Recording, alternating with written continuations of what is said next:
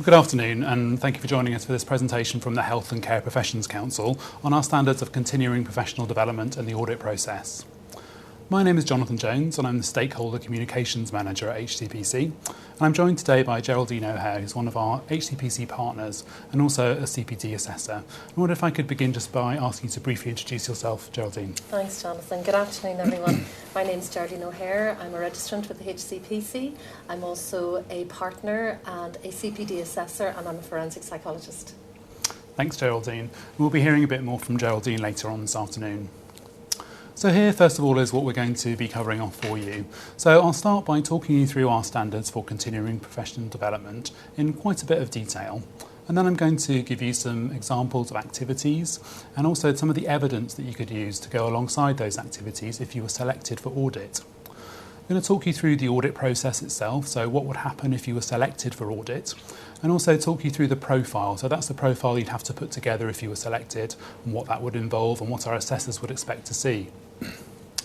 Then I'm going to give you details of some of the audit outcomes, so how people who've been audited to date are doing in the audits. And then I'm going to hand you back to Geraldine, and she's going to talk us through some feedback from some of the assessors, so the individuals that are actually looking at the profiles once we receive them back at HCPC. And finally, we'll give you details of some of the resources and information that are available from HCPC to support you in terms of CPD. And if you're watching us live online, on the top left-hand corner of your screen, you'll see a button where you can click and you can access further resources. So some of the online resources that are available. And also, at the bottom of your screen, you'll see a link where you can ask a question if you'd like to. And that will automatically open your email provider. And then you can email a question to us. And Geraldine and I will be taking those questions together at the end of this afternoon session. So firstly then, by way of introduction in terms of our standards of CPD, so it's a statutory requirement that all HCPC registrants undertake CPD, and it's a very important part of maintaining your registration. We define it as keeping your knowledge and skills up to date and ensuring that you continue to be fit to practice. So it used to be that perhaps in the past you would have trained and qualified, and from a statutory point of view there'd actually be no requirement for you to keep your knowledge and skills up to date. But for us, since 2006, it's been a requirement that all registrants undertake CPD and make sure that they're keeping their knowledge and skills up to date. As you'll hear, we have 5 outcome-based CPD standards. So unlike other systems for CPD, it's not points or hours based, so there's no certain amount of CPD that you have to do. We don't have to collect points, but it's very much focused on the outcomes, as you'll hear, the outcomes in terms of the benefits for you and the benefits for your service users. And I'll talk a bit more about that outcome-based approach later. All of our standards, when you renew your registration, as you know, you make a professional self-declaration to say that you meet our standards. But uniquely for our standards of CPD, we have an audit process that goes alongside this.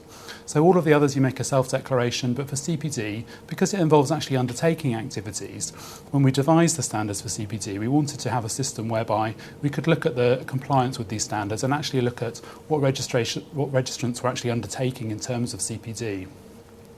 So the system was devised as a random computer-generated sample of those renewing every 2 years. And we currently take just 2.5% of those renewing, and we ask those individuals to put together a CPD profile detailing what CPD activities they've been doing, but also how they meet our standards for CPD. And that's what I'm going to be talking about in a bit more detail. As I mentioned, CPD is very much linked for us to registration. So if you were selected for CPD audit, we'd be looking at your professional development over the last 2 years. So although you might not think of your life in these unusual 2-year registration renewal cycles, that's really what we're asking you to do if you're selected for audit. So the last 2 years, it's like a snapshot of your professional practice. So next what I'd like to do is talk you through the 5 standards of CPD, say something about each one of them and guide you through with a little bit more detail. So the first standard says that a registrant must maintain a continuous, up-to-date and accurate record of their CPD activities. So the first thing to say here really is that it's actually the record that needs to be continuous and up-to-date. It doesn't mean that every waking moment you're undertaking CPD, although you should be undertaking activities on an ongoing basis. But it's actually the record that this refers to. So in terms of recording activities, you can actually do this in whatever way works for you. So you might use a simple Word document or Excel spreadsheet which expands as you write into it, for example. If you're a member of your professional body, some of the professional bodies have very good online or paper-based systems that you might choose to use, or indeed your employer might have something that they expect you to use if you're in an employed environment. But it's really whatever works for you in terms of keeping a record of your activities, but also very importantly keeping a note, because remember we will be looking back at the last 2 years of professional registration if you're selected for audit. So if you've kept in some way a simple list of activities, importantly with a date, then you've comfortably met standard 1. The second standard says that a registrant must demonstrate that their CPD activities are a mixture of learning activities relevant to current or future practice. So in terms of mixture of learning activities, I'm going to say a little bit more about that later on, about what we mean by a mixture of activities.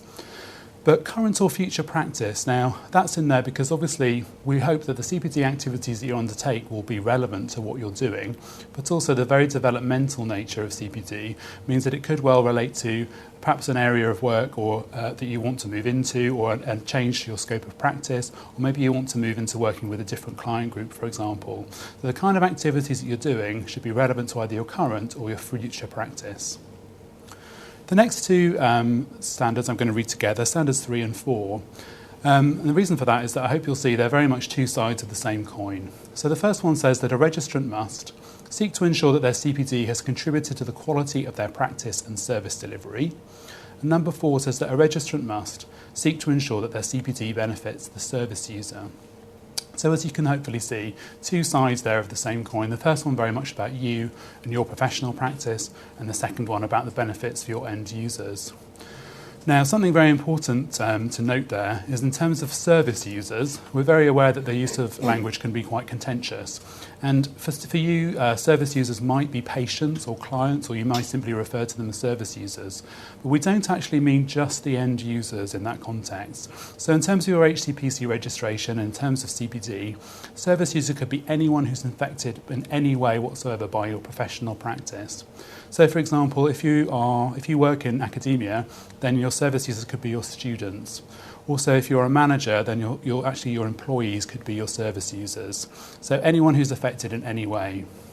So standards 3 and 4 there, as I say, very much focusing on the outcomes, benefits to you, benefits to your service users, and those two standards together I think very much encompass this outcomes-based approach that we're talking about. So now the fifth and final standard, and this one only applies if you're selected for audit.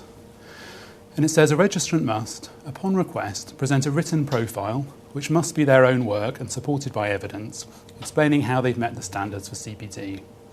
Now, very importantly, this is a particular profile that we're asking you to put together just if you're selected for audit. So it's not something you have to have ready just in case.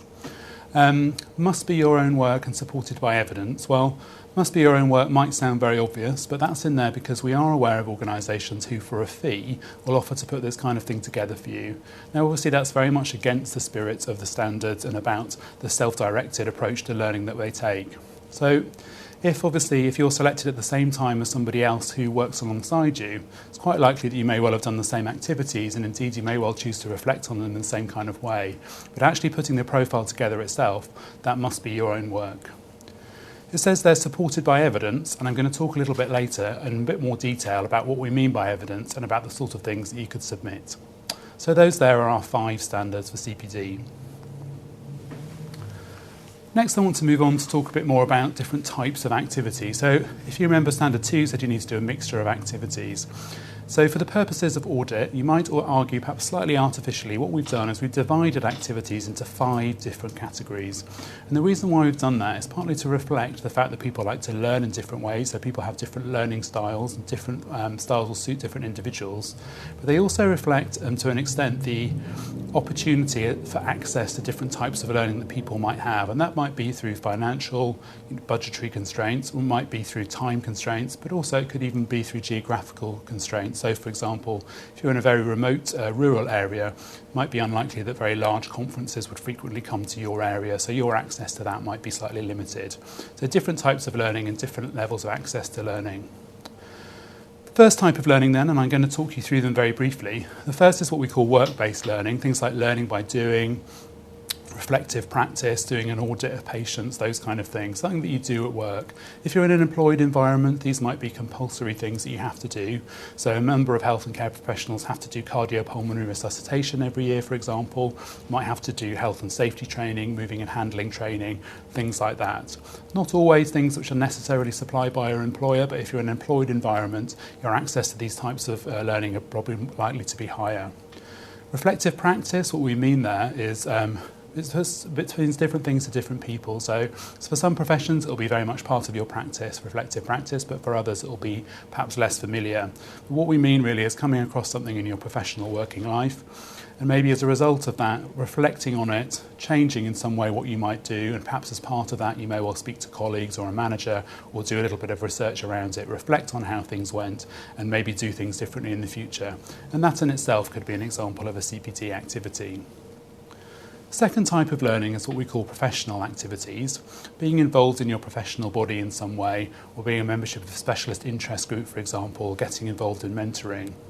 Now, we mean something here by being a little bit more than simply being a member of your professional body. You need to be involved in some way, maybe whether it's speaking at a conference or submitting a review or article to a journal or newsletter, something like that. Being involved in the promotion or furtherment of your profession in some way. The third type of learning is what we call formal or educational learning, and I think this is the one that people think of first and foremost, perhaps when they think of CPD. It's fairly self-explanatory. It means things like going on courses or specific training, attending conferences, those kind of things, and hopefully that one is fairly self-explanatory. The fourth type of learning is what we call self-directed learning, things like reading journal articles, reviewing books, could even be watching a relevant television programme or doing internet research. These kind of things could be something that you do on your own, but also it might be something that you decide to do as a group. So, for example, if you all read the same article and then get together to talk about it in a workplace setting, for example. But self-directed learning is the number 4 category. Fifth and final type of learning is what we call other, for want of a better word. It really encompasses things like public service or voluntary work. Now, it must be relevant to your work as a health and care professional in some way. So it could be being an expert witness or perhaps a voluntary role in which you use some of your knowledge and skills as a health and care professional. So those are the 5 different types of activity that we'll talk about when we say a mixture of learning activities. So just a note here, do you remember the second standard said that you must need to demonstrate that the CPD activities are a mixture of learning activities. So for the purposes of audit, our assessors would be satisfied that you'd undertaken a mixture, if you'd undertaken at least 3 out of those 5 different types of learning. So you may well do more, but it would be a concern for us if you'd done less, because we wouldn't be able to be satisfied that you'd undertaken a mixture of learning activities. So 3 out of those 5. A few more common concerns or things that we hear or that registrants ask us in terms of activities. So firstly, people sometimes say to us that their employer either doesn't give them time or doesn't give them funding for CPD. Well, we're very sensitive to that, and we appreciate that our registrants, don't work in a vacuum and that there are constraints and you're working in a real life environment. Firstly, it's important to bear in mind that our registrants work in a whole range of settings, and some individuals aren't necessarily employed. So, for example, if you were a sole practitioner in private practice, perhaps working on the high street, actually you wouldn't have an employer, and any time or funding that you needed to spend on CPD would simply be your own time and money. And it's partly for that reason that our system of CPD is very flexible, because it allows for access to lots of different types of learning which don't necessarily involve a lot of time or a lot of funding. And the other thing to bear in mind also is that there's all those different types of learning, and that they're not all about necessarily time or funding. People sometimes say to us that if they work in academia or on management, they're not sure what CPD they should do. So they have a concern perhaps that they're not in frontline or clinical practice, and therefore they're confused about what CPD activities they should be undertaking. Well, the important thing to bear in mind here is that your CPD is very much individual to you and your work. So what you'll do in terms of CPD will be very different depending on the exact circumstances that you work in. And it's not at all the case that we have an expectation to see, for example, clinical or frontline practice in everyone's CPD. So obviously, things like management training and courses would be relevant in a management post, and also in academia, things which relate to your work and your work with your students. Those would be suitable CPD activities for you. People also sometimes ask us, how do they know whether an activity is relevant? Do they have a concern about, whether they can include a particular activity as a CPD activity? And I suppose our answer here would be that we're very much looking to you in terms of directing your own learning to make an informed decision about what you feel is appropriate and relevant in terms of CPD. There might be some, if you're in an employed environment, some compulsory things that you have to do every year, and that's partly why the wording is in there in the standards, which says that you must seek to ensure. So we hope you seek to ensure that it benefits you and your service users, but it might not actually do so. You should record it as an activity, but if you're selected for audit, those examples that you find less useful are perhaps the ones that you don't want to concentrate on so much. So in terms of relevance, it's really what's relevant to you.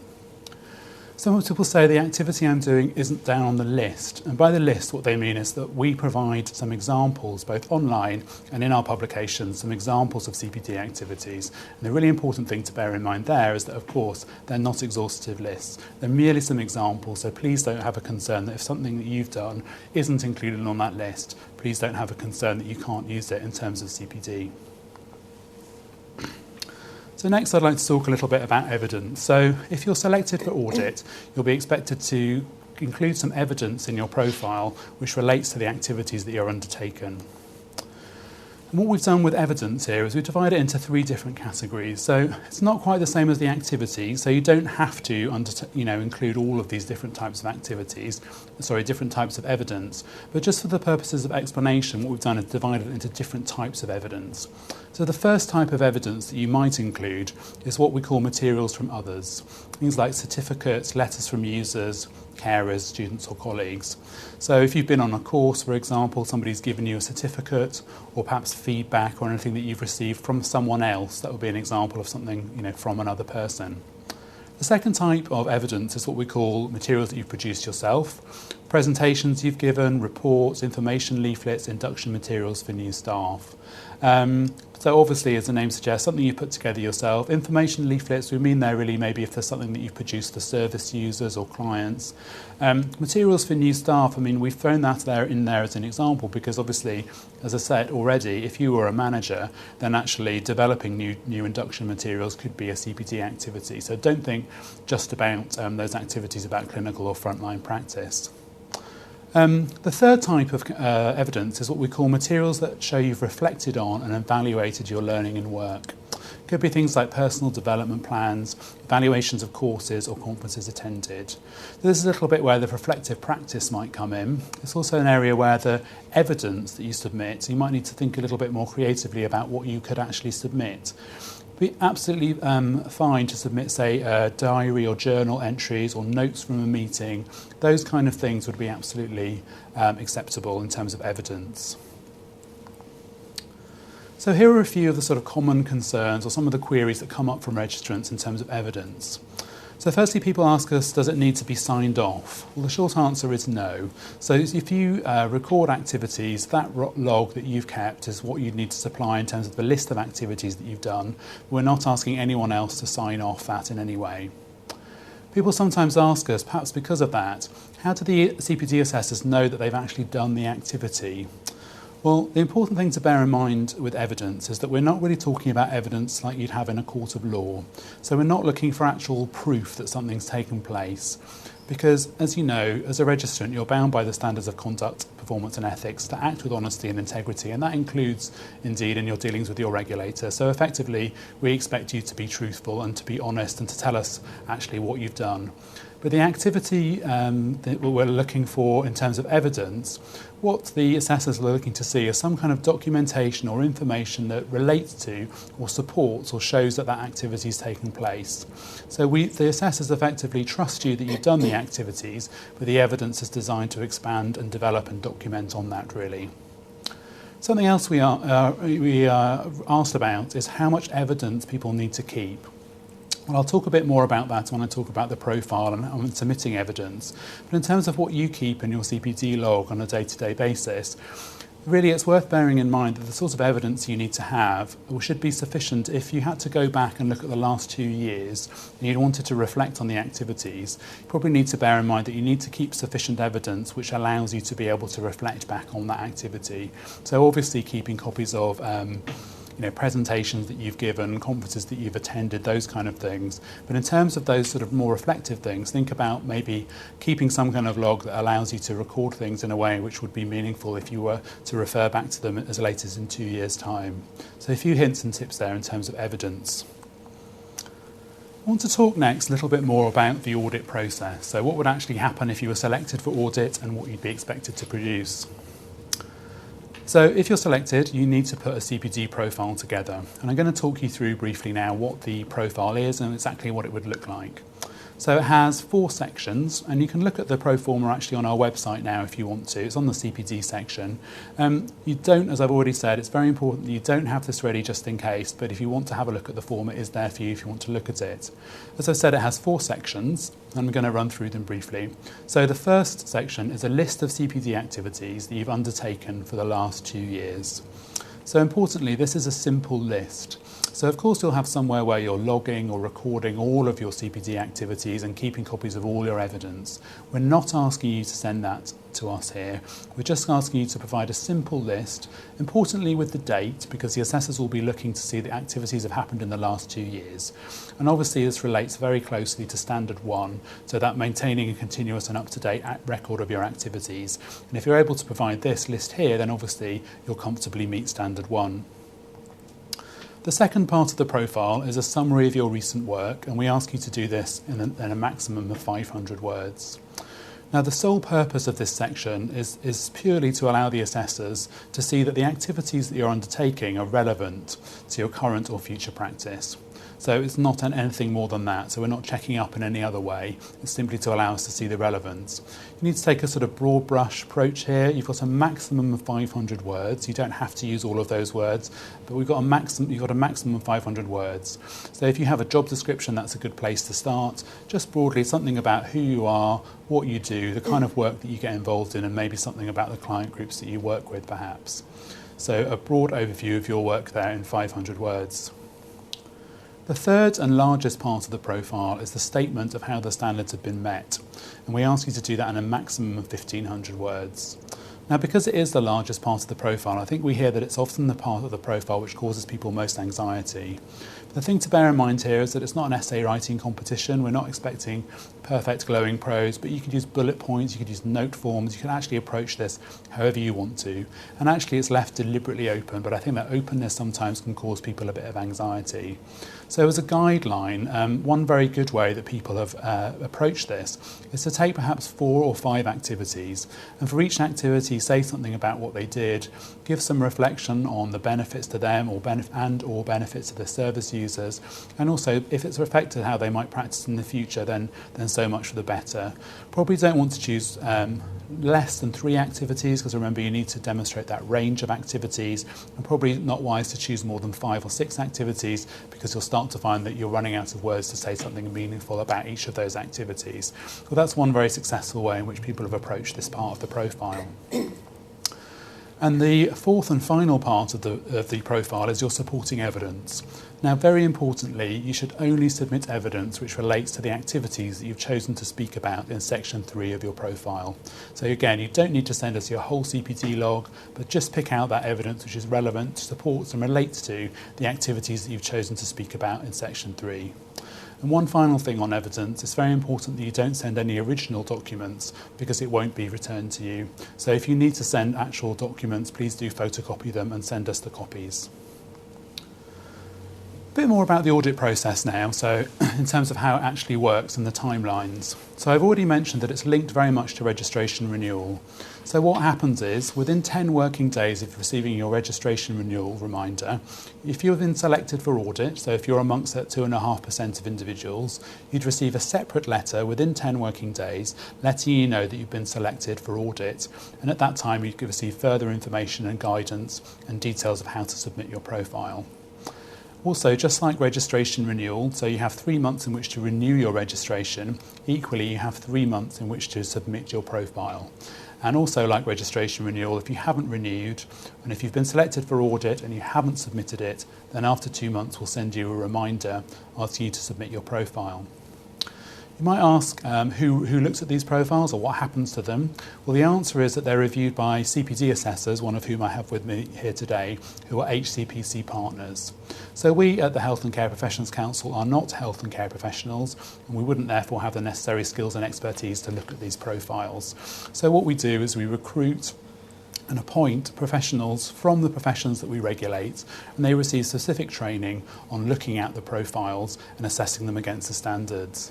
And the way that it works from a practical point of view is that they come and have meetings in our offices in South London, and they sit down and work together in pairs and work through the profiles and look at them one by one and assess them obviously against a set of clear guidelines looking at compliance and the fact that people are meeting the standards.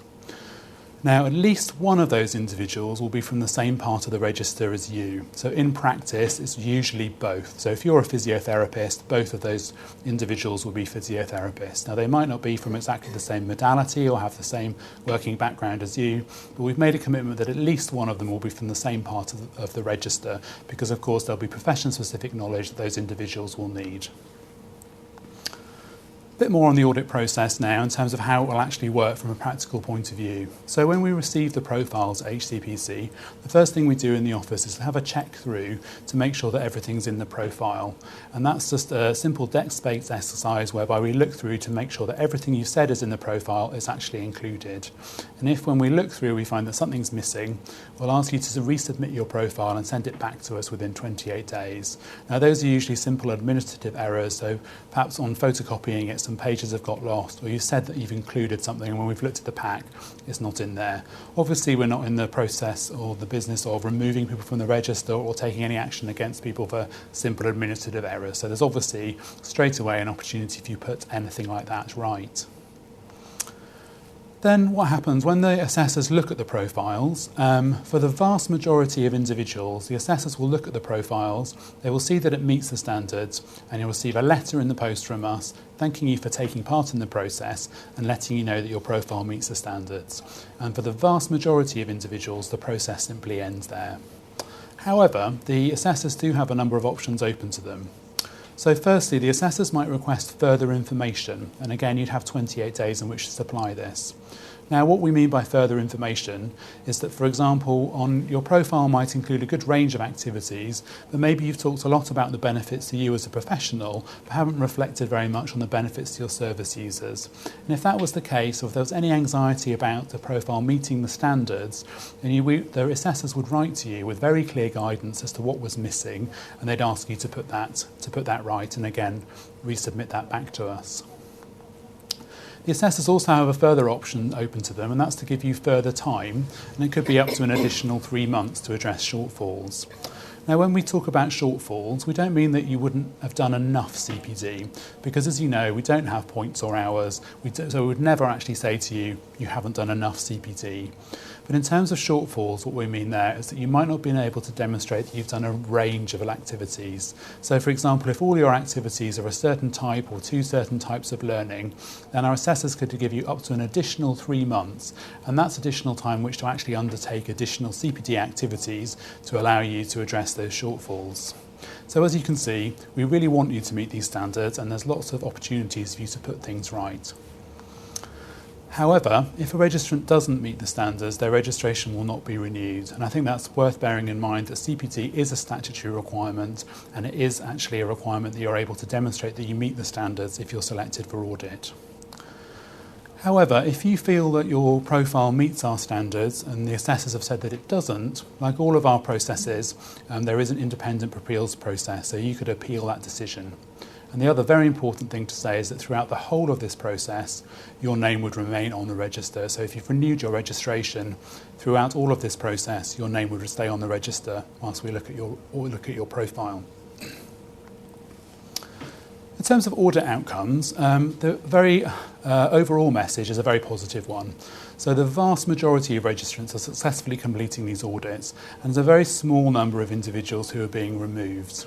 And if you'd like to find more detailed statistical information, or indeed to look and see how your profession has performed in previous audits, then we've published that information in a series of CPD audit reports, and you can find those on our website.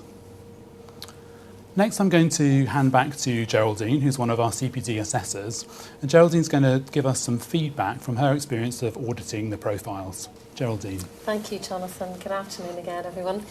Jonathan has provided us with a very comprehensive overview of CPD and of the process and how actually to log that and provide your profile.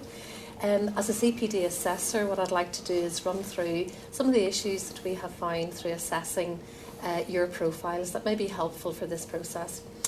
Just referring then to the list of activities, sometimes what we find is that the CPD activities are not dated on the list. And I think for ease of read, but also for ease of you putting your profile together, it's really important that you date them, because we are looking for that 2-year period, and it's going to be really helpful, not just for us, but for you yourself to be able to set it out and to list that. Another issue that we find that has come to light is the non-inclusion of the record of CPD activities that's undertaken in the past 2 years. That's absolutely critical that you do that. It's part of the profile, and it's very important that that's included. In that way, we can equally, there's a very ease of read, both for ourselves, but for you to put that record together. Just moving on then to the next section about personal statement. It's very important that you focus on the me and the I as opposed to the us or the our. And the reason for that, it's your CPD profile, it's your work, and it's really important that you actually note that whenever you are documenting your activities. So it's my profile and the work is my work. So make sure you refer to that in the first person as opposed to us or our, and that's really important and helpful for us as well. It also demonstrates your own ownership of the work as well through your activities and meeting those standards. In some cases, there's been an issue around the differentiation between a work activity and a CPD activity was a little confused or unclear. And again, that's really up to you to be able to set that out as clearly and as concisely as possible, and to be able to differentiate between that. And from my own experience as a CPD assessor, the better ones, so to speak, are very clear, they're concise, they're well dated, and they're very clear in terms of reading across how the evidence meets the standards, and the supporting evidence is submitted within that. So just remember that clear, concise, and the information is very clearly documented in order to support the standards. An important and very critical point to note is, as practitioners, the need to ensure confidentiality, and that's absolutely critical. And it's really important that you redact things within the information, the evidence that you've actually submitted to us for assessment. Just to move on then, in terms of the evidence, some people send us a wealth of information, and on occasions it's difficult for us actually to find the relevant information and the relevant evidence. We know it's there somewhere, but it's actually much easier if you can set that out and you can clearly document that within the profile that's been set there for you. And again, a very practical point, but an important point in terms of the flow of information and for ease of read and for ease for you to put it together. Please make sure that the pages are actually numbered. It makes it much easier for us to assess, but also for you. And if we want to find information or evidence or go back to you for a particular point, we can reference the page. And lastly, and I think very importantly so, it's not about the quantity of the information that you send, it's actually about the quality, and that's really important and critical that you know that we want to see very clear and concise quality evidence to support your CPD profile to meet the standards, as opposed to a wealth of information. So I'm now going to hand back to Jonathan, who is going to give us an update in terms of resources and important information that I hope you'll find helpful. Thanks, Jonathan. Thank you very much, Geraldine. So finally, I just want to give you details of some of the resources and information that are available from HCPC to support you in terms of your CPD. And the first is that we have a series of what we call sample profiles, and these are available on our website. And what we've done is we've worked with the professional bodies, or many of the professional bodies of the professions that we regulate, and we've, with them, identified real individuals, and we've asked them to put together a profile as if they had been selected for audit. So they've been anonymised, but they are real individuals. We've chosen people deliberately who are at a range of stages in their careers and working in a broad range of settings. So they're not exemplars, they're not actually the very best or something that you should aim for, because of course your CPD should be individual to you. But what they are is some real genuine examples that you could look at to give you an idea of the sort of thing that you might think about putting together as a profile if you're selected for audit. And the other really important thing to bear in mind about those is that we are a multi-profession regulator, and of course the standards for continuing professional development apply to all 16 professions, and it's actually the same way. So it is worth looking at the profiles for professions other than your own, because you may well see things there, and of course the subject matter may be very different, but you may well see things there and think, well, actually I've undertaken that activity, but I hadn't thought about recording it in terms of CPD. Or perhaps you see an activity and think, I hadn't thought about reflecting on it in quite that way. So do have a look at those. They're available on our website in the CPD section. The second thing I wanted to mention in terms of resources are a series of audio-visual presentations that we have available online, and some of these specifically look at the CPD. So they talk to you about what the standards are, give you examples of activities and evidence, and also give you some tips on recording activities. And they're designed very much that you could watch them on your own at your computer, or indeed you could watch them as part of a group setting. And finally, we have a number of CPD publications that are available. You can either download these online or contact us to request hard copies. The main one is the large A4 orange booklet, which you can see on the screen there, Continuing Professional Development in Your Registration. This again talks you through the standards, explains the audit process, and also it has two very useful appendices in it. So at the back, one appendix is a list of activities, so it gives you some examples of CPD activities, and the second appendix is actually a list of examples of evidence that you could give to support those activities if you're selected for audit. Secondly, I've already mentioned them very briefly, but we have a series of CPD audit reports, and these ones actually give you statistical information and anecdotal feedback from the assessors on how people have been performing in the audits that we've undertaken since 2008. So next, we're going to move on to the section of this afternoon where we're going to take some of your questions. And Geraldine's going to join me, who's one of our CPD assessors. So you'll excuse me if I'm looking down, as I'm just looking down to the monitor to see our questions that have come in this afternoon. And the first one says that I'm on maternity leave. What should I do if I'm selected for audit? So if I take that one, okay. Geraldine, and if you want to jump in. So if you're on maternity leave, or indeed if you're on long-term sick leave, you can do what's called apply for deferral. And what that means is that you won't need to take part in the audit this time around, but you'll automatically be selected in 2 years' time. And it's really designed to be fair to those individuals for whom it's perhaps not right for them to take part in the audit at this time. It is an option, actually. So if you're on maternity leave, and obviously you're watching this now, which is fantastic, you made a decision to engage in your CPD whilst on maternity leave, absolutely wouldn't be our business to tell you to do that, but if you choose to do that, that's entirely up to you.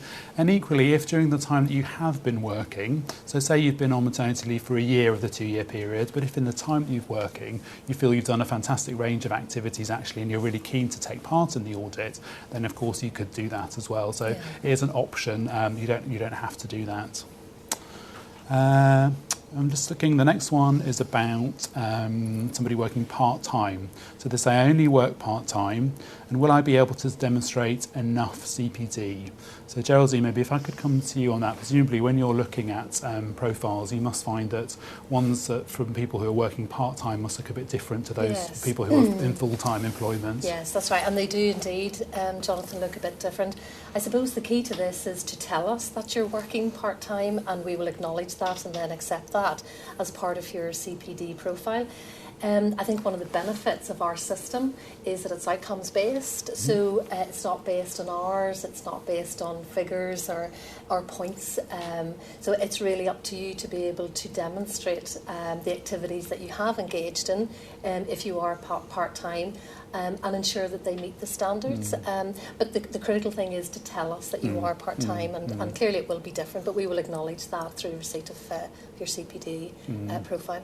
Yeah, so it's not sort of prorated in any way, there's not sort of a sliding scale, but of course presumably when you look at somebody's profile, if they work part-time, you'd expect to see sort of less CPC activities. Absolutely. Yeah. And in terms of, from a practical point of view, if that was the case, someone would simply record that presumably in section 2 of the form. Right. Yeah. That's okay. right. Yeah. Great, thank you. The next one person actually is unfortunately not working, and they have a concern about actually being able to meet our CPD standards if they're out of work. And this is an interesting one because from our point of view, in terms of CPD, CPD is very much linked to registration. So effectively, if you are on our register, it's a requirement that you're undertaking CPD, and that's actually regardless of whether you are employed or not. Yes. Now, of course, some of the access to activities might be a little bit different because there are some, access to certain types of activity which come through employment sometimes. So your CPD will look different, but it's worth bearing in mind that if you're out of work, if you're actually maybe updating your CV, if you're writing applications, researching employers, all of those sorts of things, you could actually use as examples of CPD activities, couldn't you? So you don't need to just think purely about, clinical frontline practice, anything that's related to your work as a health and care professional, which could, unfortunately, include looking for work. Absolutely. So that would be, but unfortunately it is a requirement of being registered, so you wouldn't be exempt from the audit if you were simply out of work, I'm afraid. Next one's a very specific one. I'm going to come to you, Geraldine. It says, what happens if I go over the word limits when I'm doing the profile? Okay. Well, yeah, indeed, the word limit is there. Our advice is don't go over the word limit. It is there just as a guide, and as I said in just previously, the emphasis is really on the quality of the evidence that you submit as opposed to the quantity. So keep it clear, keep it short, and keep it concise. But as I say, the word limit is simply there as a guide, and we ask you to keep within that. And also, I know from looking at some of the profiles myself, it's not always the longer ones which are necessarily the better ones, is it? So. Absolutely not. And as I said earlier, clear, concise and short, and being able to use the supporting evidence to meet those standards that you're submitting in terms of your activities. So don't feel you need to use all of the words, but equally don't go over that limit. Yeah. Okay, great. Just looking here, the next one says, it's an interesting one. It says, how can I record that my activity has had an impact on the service users? Now, that's an interesting one because I think sometimes, because it's about doing activities, people find it quite easy to reflect on how that's benefited them or their professional practice. But in terms of sort of the knock-on effect from looking at profiles, can you think of how, maybe, Geraldine, how could people do that? Yeah, and you're absolutely right. I think people tend to think about how it benefits the practitioner, the registrant. But it's really important to look at how does my practice and how does my activity actually benefit the service user. Maybe if I can give an example of a really good, a very effective CPD profile that I recently assessed, which was a registrant who developed information sharing protocols with another agency. And they were very good in terms of demonstrating reflection on how their work and their activity benefited service users, and clearly we're able to demonstrate that by stating in their profile and in their evidence that, for example, the service user benefited from shorter referral times, more seamless information flow between agencies. So it's really about people thinking more beyond the I and how it benefits me as a practitioner, and actually thinking reflectively in terms of how it benefits the service user. Sometimes it might just be about that reflection, so Absolutely. the activity's there, but actually in the profile needing to really spell it out so that when you're looking at it, it's clear. Right. It's just gone that one step further and actually, determining how the activity that you've engaged in actually benefits the service user that you're working with. Great, thank you. This is great. I can see we've got loads of questions coming in, which is great. Next one is about frequency of activities. I'm going to come to you, Geraldine. Okay. So it says, how often do I have to do an activity or record an activity? And it's actually from someone who said that they've been off sick for a few months over the past few years. And presumably when you look at profiles, Geraldine, you must see sometimes gaps in activities. What would your approach be to that? Well, I suppose what I would say to that is CPD, as you know, is ongoing. It's an ongoing process that we engage in. However, if when we're actually assessing CPD profiles that there is a gap of, maybe 3 months or more, we would clearly want to know what that gap is about and evidence for why the gap is actually there. That helps us because it saves us actually going back over the information and maybe trying to find the gap or to answer the question for you. So if there is a gap, please tell us, please notify us and put it into your CPD profile and we can deal with that. We can read that in. So again, section 2 would be the place where they could record and say, explain any gaps. Yeah. And also I know that you said to me sometimes that looking at profiles, when people give you the list of activities and the dates, they're not always in date order. Yes, okay. So that must be challenging to look at the gaps then. Absolutely. So it's really important that it is dated. And again, it helps us as assessors and it helps you put your profile together. And it's easily then calculated in terms of the gaps. But clearly, if you can actually state what the gap is about, then that's perfectly acceptable. Brilliant, thanks. So the next one, I think I'll take this one. It says, can you be chosen for audit again if you've been chosen last time? Simple answer is yes, I'm afraid. Yes. Now, it might seem to some people like that's a little bit unfair because I think some people feel like, well, you've done me, perhaps you could do someone else. But the reason why we don't do that is that although, of course, for registrants, it does feel like you're sort of being checked up on effectively, it's really just a random snapshot. So it's a requirement that you're doing CPD all the time, and we're just every time people renew, taking a snapshot of those renewing and asking a selection of those to do a profile. So we don't sort of deselect those who've already been selected. And I have met a number of occasions individuals who have been selected more than once actually. Yes. Just to say something about how these people are chosen, it is a completely random computer generated sample. So we don't, for example, take out people who've been audited before. We don't take a certain quota from private or NHS practice, and also we don't take a certain number from Northern Ireland, Scotland, Wales and England. Nothing like that. The only people who actually couldn't be selected are those people who haven't been on the register for 2 years. So if you're a newly qualified student and you join the register halfway through a registration renewal cycle period, you wouldn't be selected because, as I say, CPD is very much linked to those 2-year renewal periods. That's but everyone else is effectively sort of in the pool, if you like. The next one addresses me directly and says, Jonathan, it does. you spoke about logging your learning by keeping a record. That's a standard one. Yeah. Do you think it's the place for social media or blogs? Well, that's a very interesting one, isn't it? In terms of recording activities, potentially if you found a blog helpful, then you could use something like that to record activities.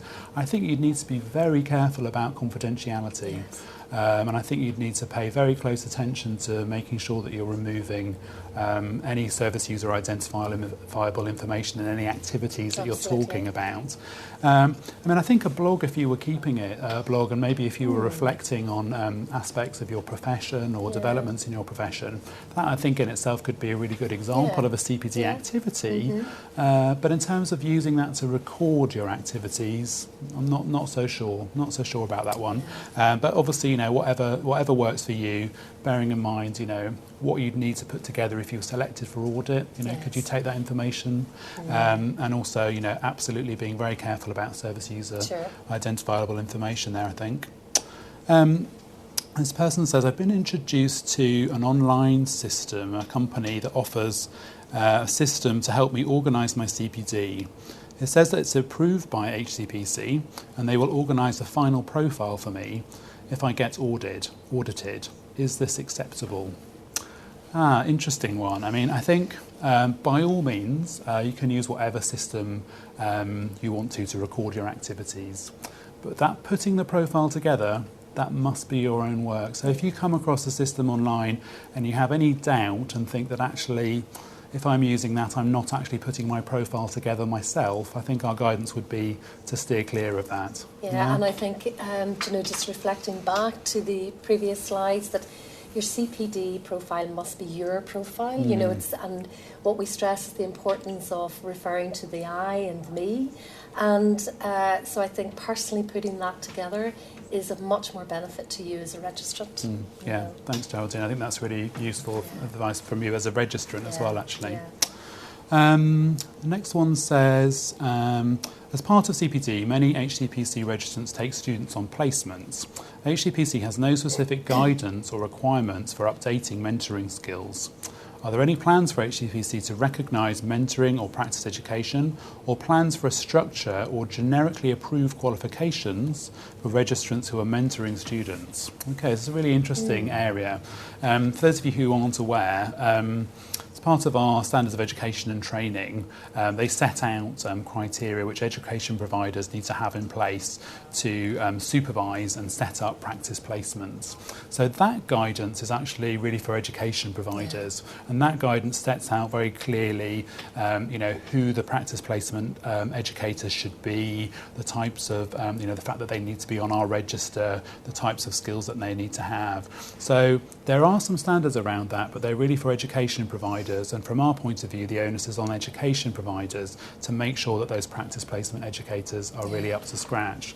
So we don't have specific guidance around being a practice placement coordinator or a practice placement educator.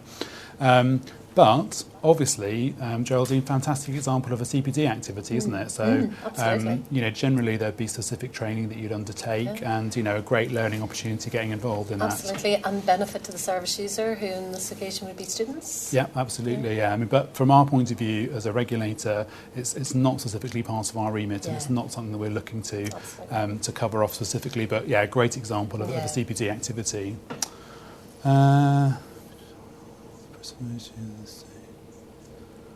This is one from a paramedic who says, will the process for military paramedics still be the same, even though the end user is different, i.e. who are my service users?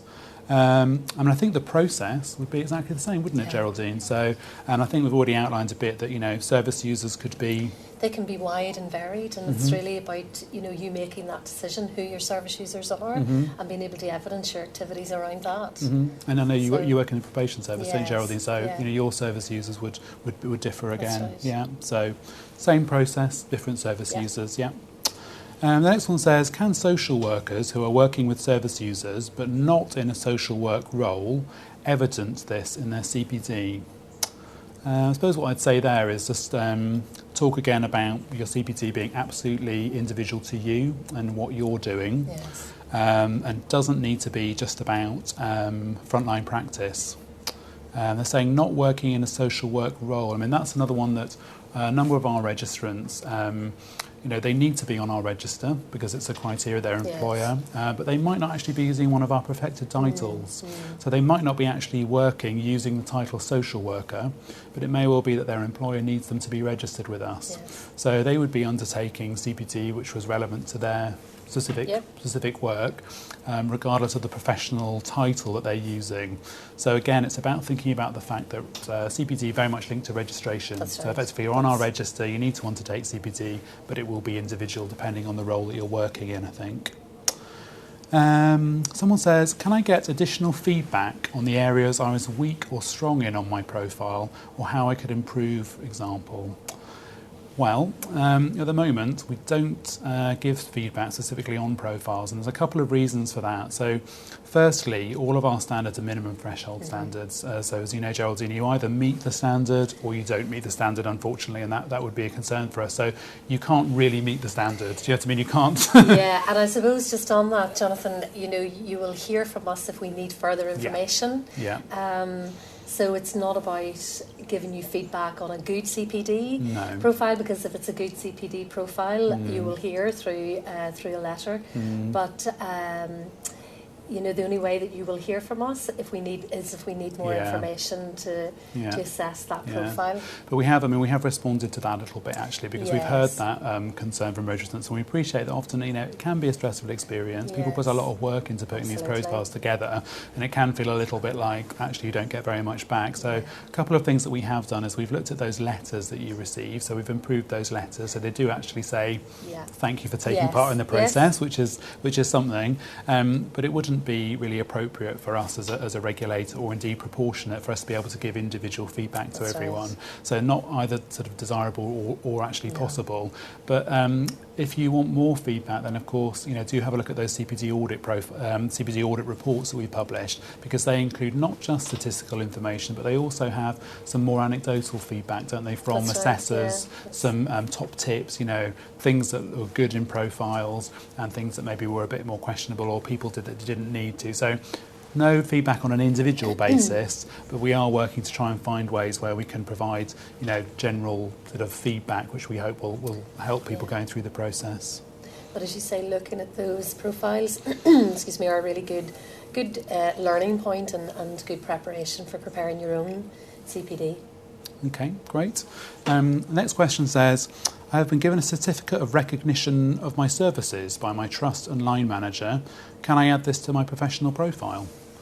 Well, I think that sounds like something you might want to put in there, but I suppose, Geraldine, it would be about being able to show it's benefits. About, yeah, absolutely. And whilst that's great, and clearly that demonstrates, the registrant's commitment to the employment and to those activities, it's really again about being able to evidence how the activities that you have engaged in have benefited the service users. So great that it's there, but it's about going that step further and evidencing how your practice or your experience or your work has actually impacted to the benefit of service users. So I think I probably want to know a little bit more about what that was about. So when it says certificate of recognition of services, I mean, it could be maybe they've done some CPD activity or something a bit above and beyond, which is being recognised. But tell us a little bit more about it so that you can evidence that. Yeah.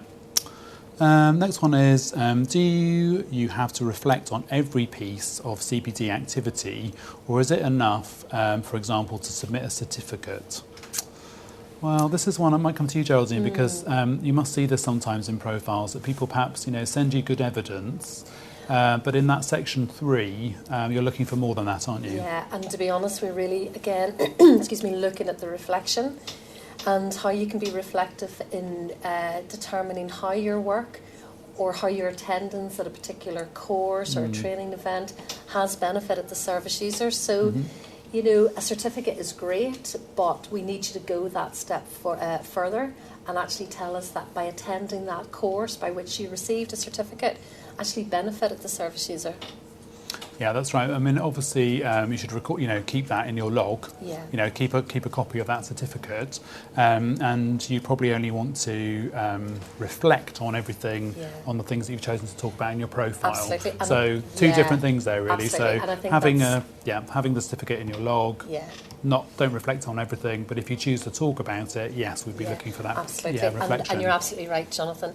Be absolutely sure that only the activities that you have submitted, are you providing that evidence for? Otherwise, it becomes a portfolio of lots of certificates and training courses, etc. So you've got to be able to evidence those activities that you've submitted as part of your CPD profile. Yeah, great. Still loads of questions coming through, which is great. And we've got until around 5:30, so we'll keep going through them. The next one says, can mandatory training or courses be used as CPD activity? So I think that's something I already touched on earlier in the presentation, actually. So the answer is yes, absolutely. So compulsory things, maybe if you're in an employed environment that you have to do, yes, you can include those. Bear in mind that's only one type of activity, of course, because that would be categorised as work-based learning. And also think about the fact that some of those mandatory courses, now I don't think it would be appropriate for HCPC to make a judgment, but we do hear from registrants sometimes that things that they have to do every year not actually so beneficial to them, perhaps. So record them on your log, but probably if you're selected for audit, would you say, Geraldine, perhaps they might not be the best ones to focus on if you can't really find something to say about the benefits to you and the benefits to your service users. Absolutely. And again, at the risk of repeating myself, it is about being able to reflect on how it has benefited. So if it's not there, maybe choose others. Yeah, absolutely. So get them recorded, but maybe not always the best ones to reflect on, unless, of course, you can show some benefit. The next person says, if I'm in academia, do I need to undertake part-time clinical work with patients in order to meet the standards? So I think that the answer there is a categorical no. Okay, so I think hopefully we've made it clear that it's absolutely individual to you and your profession, your CPD. And we don't have back at HCPC, an example of, this is what an OT's CPD must look like, this is what a physio's must look like, this is what so-and-so must look like. It's absolutely individual to you. So if you're in academia, we don't expect you to be undertaking clinical work unless that happens to form part of your working life. So your CPD, would relate to things that you're doing, in the university and... absolutely, in terms of, reviews of papers, lectures, supervising students and, that's your CPD. Yeah, you'd have developmental activities that relate to that area of work, yeah. Brilliant. Next one is about over time. So when you say evidence over 2 years' time, does it start from January or from the registrations date? And may we give older CPD activities? So in terms of the time frame, I touched on this in the presentation. So we are looking for you to look back on the last 2 years of professional registration. So as you know, each of our professions, each 16 professions have different 2-year registration renewal cycles. And the CPD audit process is linked to that registration process. So the 2 years we're asking you to look at is the last 2 years of having been registered. So that is what you'd need to look at. So it's not about January to December or anything like that, is it? And may we give older activities? Now, Geraldine, on the profiles, do you sometimes see people mentioning things which are maybe out of the 2-year period? Yes, we do, and I think that's an important point to pick up on. And whilst it's very helpful that we can see a range of activities, it must be within, the 2-year period. So, and, to be honest, I think there is that risk again of people including too much information. But remember, it's only those activities that you're actually choosing as part of your CPD profile that you must evidence. So whilst it's there and it's useful and it's helpful and it's interesting for us as CPD assessors, it has to be relevant to the 2-year period. Because the audit is a sort of snapshot in effect, isn't it? Right. People do sometimes say to us, they feel it's a bit unfair because maybe they've done something outside of the 2 years that they'd like to mention. And I think what we sometimes say there, that occasionally if there's a really big piece of study, like a further degree, for example, and if that's fallen just outside of the 2-year period, if you could show for the assessors that learning was still alive for you in some way. That would be helpful. So maybe if you're referring back to lecture notes, for example, in the 2-year period, and you're going back to that study and you're using resources maybe from your training, of course that would be acceptable. But I think, as Geraldine says, really must be a snapshot of the last 2 years. Great question though.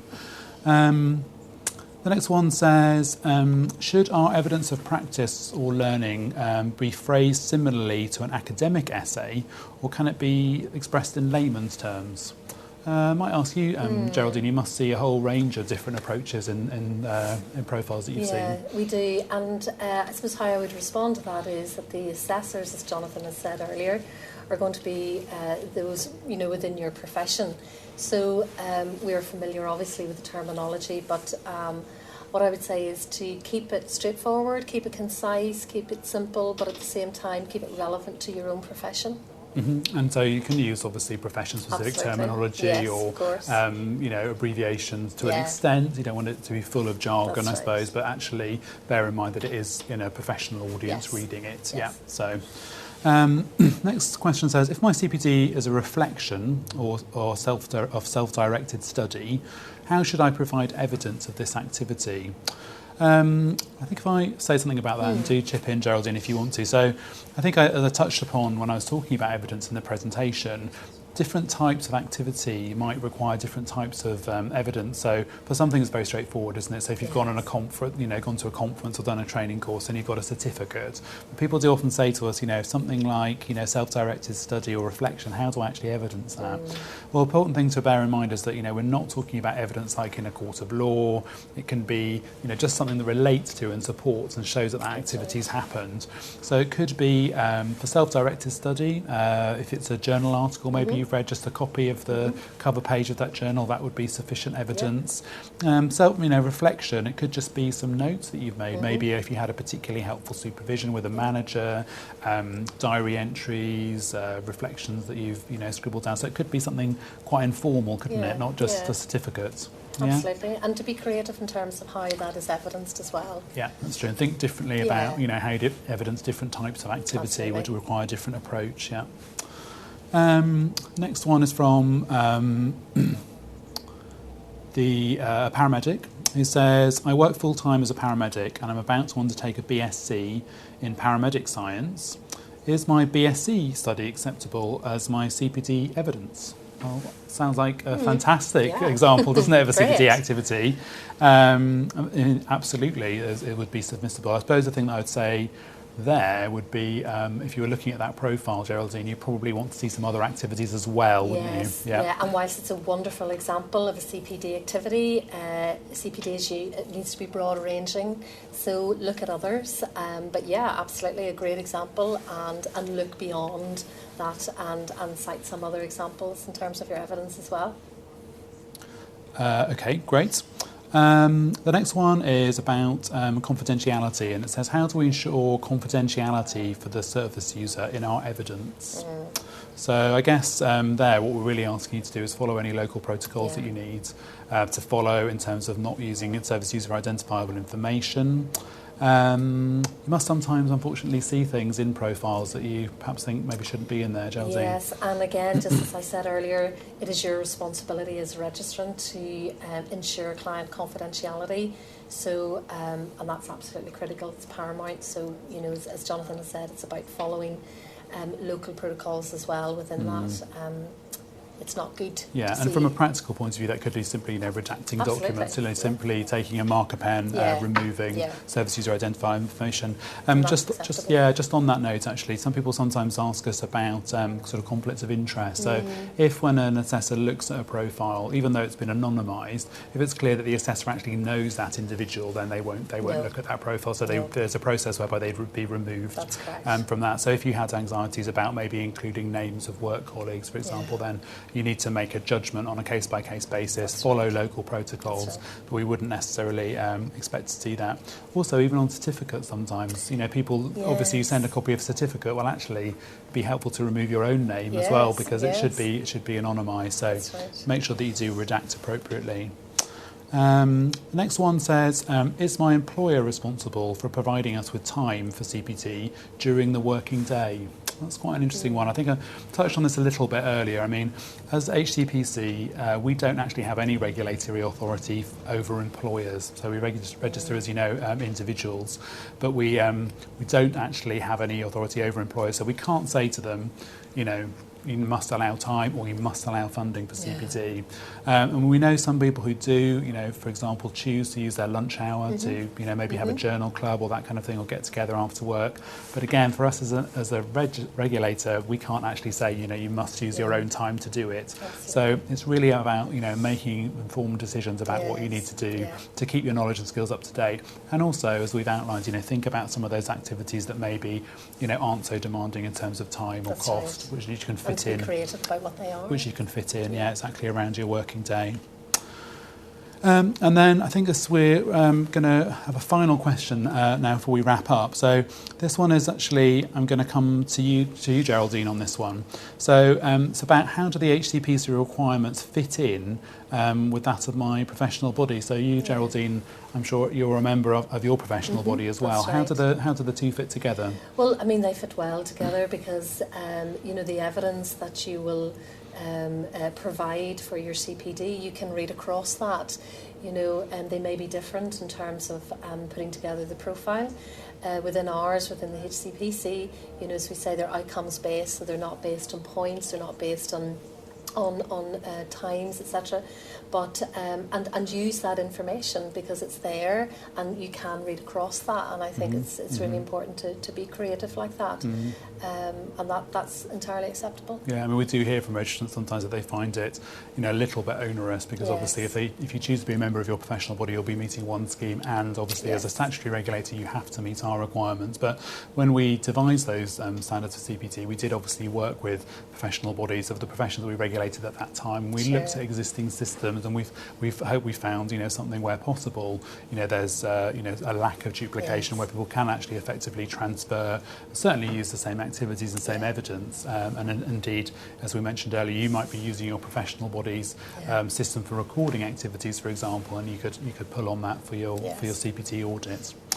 So that's our last question, but before we finish, because I've got Geraldine with me today, who is not only an HCPC assessor of CPD profiles, but also a registrant, I just wanted to take this opportunity briefly to ask you, as a registrant, to give us an example of something that you do in terms of your own CPD, and maybe tell us something about how you've reflected on it and maybe how you've chosen to record it. Okay, well, as a psychologist, I would be involved in a lot of training and design and delivery of training. And one recent activity that I have logged as part of my CPD profile is around training other professionals to work with a specific client group. So really how I've reflected on that is to look at how the service user has actually benefited from my knowledge and my skill base that I've imparted through my training to another professional group that are working directly with the service user. And also in terms of setting that out, being very clear by documenting that, the date and the timing of the training, what the training's about, and perhaps actually presenting through my CPD profile that presentation or a summary format of that.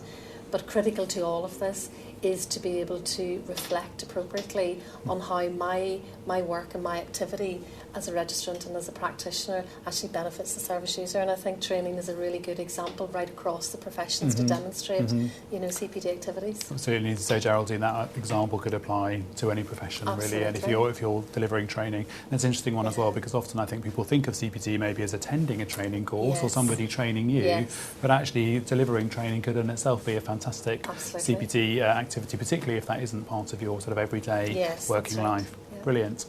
Okay, well, thanks very much, Geraldine, for joining us. I've really enjoyed speaking with you and sharing those questions. So, finally, before we close, I just wanted to thank you all very much for joining us this afternoon. And also just give you the details of some of our contact details if you need to find out more or want to get in touch. So we've mentioned several times our website, and the web address is up there. It has a fantastic range of information, particularly on CPD, including those sample profiles, access to our audiovisual presentations, and also the publications that we've referenced this afternoon. The contact details there, so the email address and telephone number, those are the ones to use if you have specific queries around CPD. Also wanted just to remind you that we're available on all of those social media channels if you want to keep in touch that way. And also finally, we have an email for registrants called HCPC in Focus, and you can email newsletter@hcpc-uk.org to sign up to that. It goes out every other month, and it includes things like registration renewal, reminders, information about CPD, consultations, anything to do really with your HCPC registration that you need to be aware of. So thank you very much for joining us this afternoon, and I hope you found it informative. Thank you.